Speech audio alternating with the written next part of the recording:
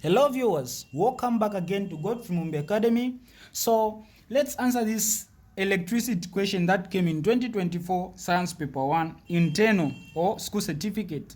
Alright, so if you haven't subscribed yet, ensure that you subscribe and also you leave a like and let us know where are you watching from. Alright, so the question is saying figure B7.1 shows a circuit with two resistors in parallel connected to a 10V battery. So this figure is showing two resistors, this 3 ohm resistor and this 6 ohm resistor. These are in parallel. So just that first statement is very important because it will determine how you are going to answer the questions. When they are in series, the way we answer is different from parallel. And sometimes they will not tell you, so you have to figure it out yourself. So when you see that they are in different lines or branches, like we are moving like this, at this point, this is one route, this is another route. When they are in different routes, different paths, different branches, separate ones, that means they are in parallel. When they are in a straight line, okay, suppose they were just in a straight line, that means they are in series. So here it's easy because they've said they are in parallel. Then they are connected to a 10 volts.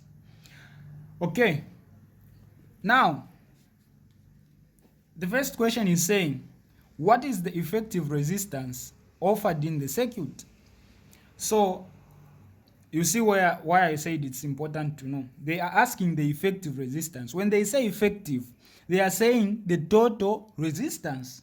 Okay, and I've been explaining these concepts in my previous videos. So if you haven't watched them, kindly refer to them and watch so that you get you have a better understanding. So when they say effective resistance, they are talking about the total resistance. And the total resistance in parallel is given by this formula. So you will say effective or total resistance is equal to, you see how many resistors, the resistors do we have? We only have two. So you say resistor 1 multiplied by resistor 2, because we only have 2, over resistor 1 plus resistor 2. So you get the same number of resistors, you multiply them on top, divide by the same number of resistors, but you do what? You add them at the bottom. That's it, as simple as that. So in this case, you understand that our data, when you look at this, we have the first resistor 3 ohms, then the second one 6 ohms. So we will say our total effective resistance is equal to resistor 1 is 3 multiplied by resistor 2 is 6 over resistor 1 is 3 plus resistor 2 is 6. So our total resistance is going to be, we will say 3 multiplied by 6, that is 18, over 3 plus 6, that is 9. Therefore our total resistance is going to be 2 ohms. So that is it for the first question. The second question, so here is the second question.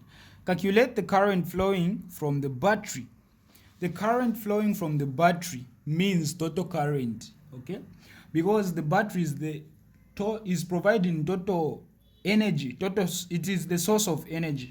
So when they say current from the battery, it is total current. So since we are calculating total current from the battery, everything that we have to use should be total. That's the concept. So the formula we are going to use for total current, this is question A.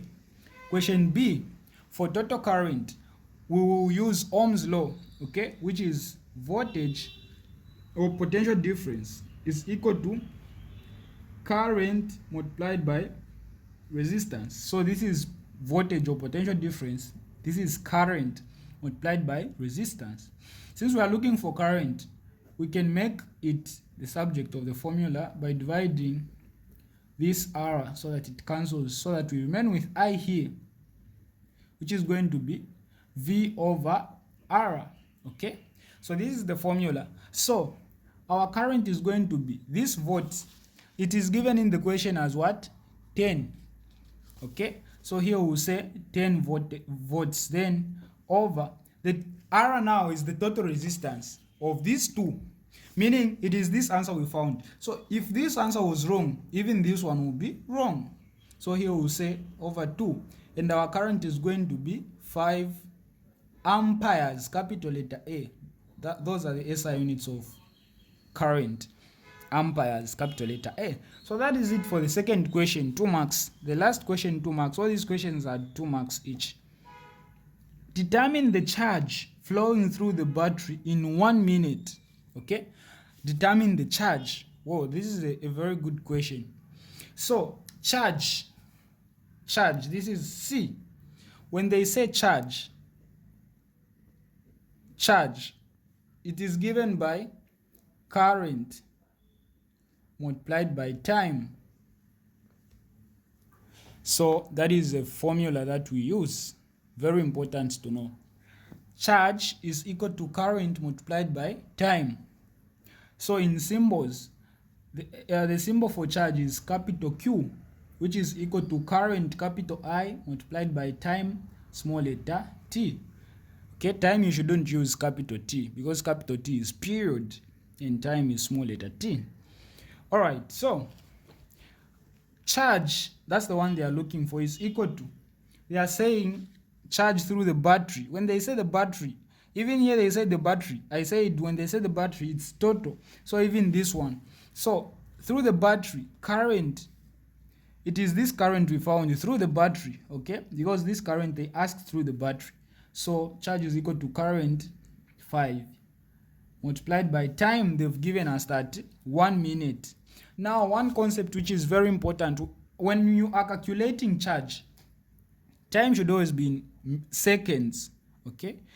So if it's given in hours, you have to convert it all into seconds. That is quite profound to understand. So here it's given in minutes, to say 1 minute. So you convert it to seconds and you understand that in 1 minute we have 60 seconds. So in short, time is 60. So our charge is going to be 5 multiplied by what?